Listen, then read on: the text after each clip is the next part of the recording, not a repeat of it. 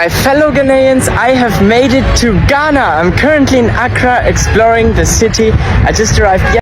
Visiting Ghana as a Black South African is probably going to be one of the most healing things you can do for your psyche and your spirit. Motherland to the world. A lot of Americans that are moving back to Ghana are finally staying back after visiting Ghana. In this video, I'm going to be playing with you some Americans that have left America and come to locate back to Ghana, the experience while living in Ghana and what they have to say. But if you're seeing me for the first time, I'm simply Lillian.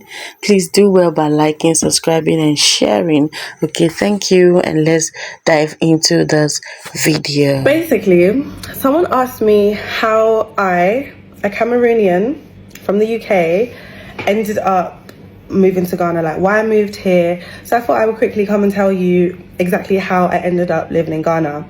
So basically, in 2016, I basically came to Ghana for the first, is that why I just spat?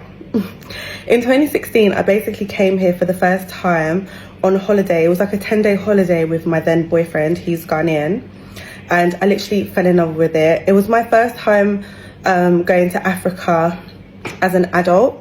I still haven't been to Cameroon since I was like 7 or 8. So it was my first time and I literally loved it. Mind you, when I had come in 2016, I didn't even like experience like the Accra that I experience now.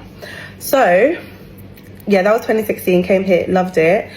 So that same boyfriend, as we were in a relationship, he basically ended up going to prison, and upon his release, he basically got deported.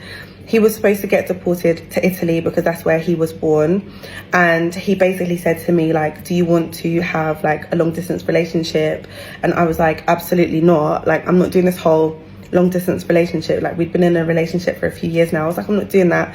I was like, I will move with you, but I'm not moving to Italy because what the hell am I going to do in Italy? And he was like, okay, so what, you're saying that you will move, but like just to a different country? And I said, yeah. And he was like, okay, so where would we move to?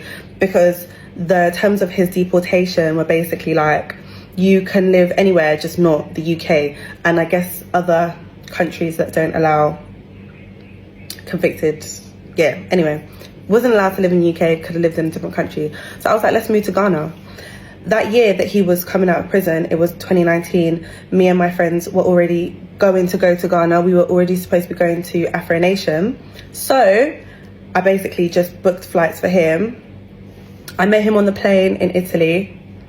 I met him on the plane in London, actually. We flew to Italy. We spent a night in Italy, and then the next day we went to Ghana, and we stayed in Ghana together for 2 years. And then we ended up breaking up.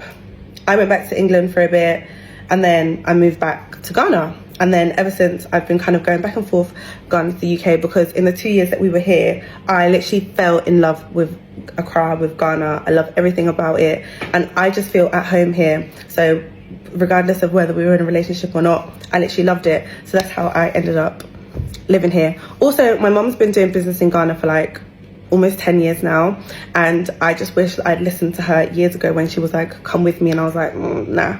So yeah.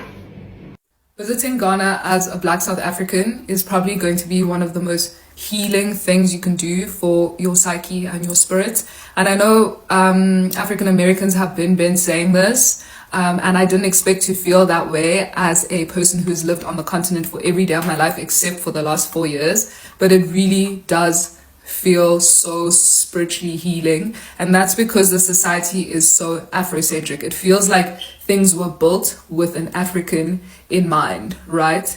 I just felt so valid for the first time. In my own country, there's so many spaces where I feel apologetic, like I feel like I shouldn't be there, and if I'm in the space, like, be grateful, right? And you can't act like this if you want to be here, because so much of our society is built with the Western gaze in mind and is built to be Western centric.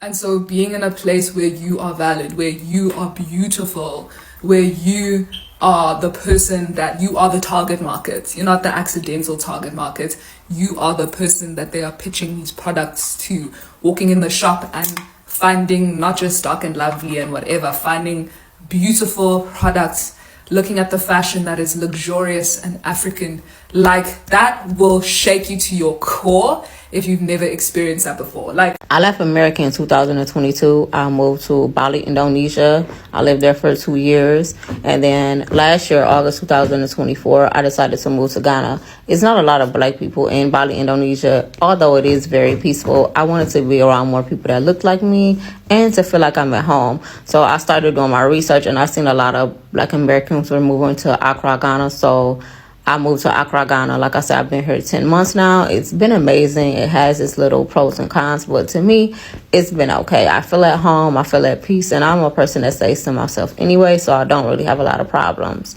I am Ida, and I have been living in Ghana for 4.5 years, and I'm from Copenhagen in Denmark. So what brought me to Ghana? It's kind of a longer story.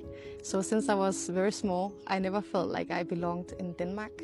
And I always wanted to go to the motherland and figure out how life was there. I never fitted into how, like, the normal standard of a Danish person. Like, I was always the weird one. My mom, she was very much into herbal medicine. From a young age, I also understood that the whole system of go to the doctor when you're sick and all these things, it never really fitted to me. So because of my mom, I think I also was seen a little bit weird, and I was kind of okay with that, because if nature is weird, I'm okay with being weird.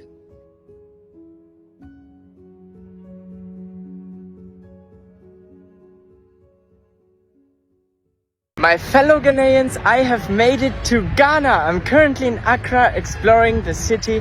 I just arrived yesterday from Togo and I can't wait to explore your country. I know I have a lot of followers from Ghana, so comment down below this video if you're from Ghana, and then maybe we can meet up. Anyway, I'm super excited to explore Accra, and I'm currently here at the Independence Square in Accra. And yeah, let me know where are all my Ghanaian followers. I'm so excited to be here. I've wanted to visit for a long while, and I know that a lot of you guys are following me. So greetings from Accra. I'm excited to explore your country. At this point, I felt so emotional when she said, if you want to be valued, you come to motherland. If you want to feel yourself, feel African again, you come to motherland, because you are going to be seeing some, beautiful African creatures that will melt your heart. Coming to motherland will, will help you on your mental stability. You guys, these are strong words. These are strong words, and I don't know, but I felt all of them actually have good things and better reasons why they came to motherland. The other woman, she was from Denmark, and motherland has been calling her right from birth. Wow. So there's something so special about motherland, and when you come in, it is so addictive. At this moment, I'm just trying to calm myself down. When the other lady was speaking, she's from South African, and this is what she felt. Like, she felt coming to motherland have actually healed her a lot, and that is so beautiful. And now I see when people try to destroy the good name that motherland has actually created for himself. I felt it. I became emotional at a point. Anyway, thank you so much for watching. Please let me know your comments on the comment section. Please like this video. It helps the algorithm. Thank you. Subscribe if you haven't. Bye.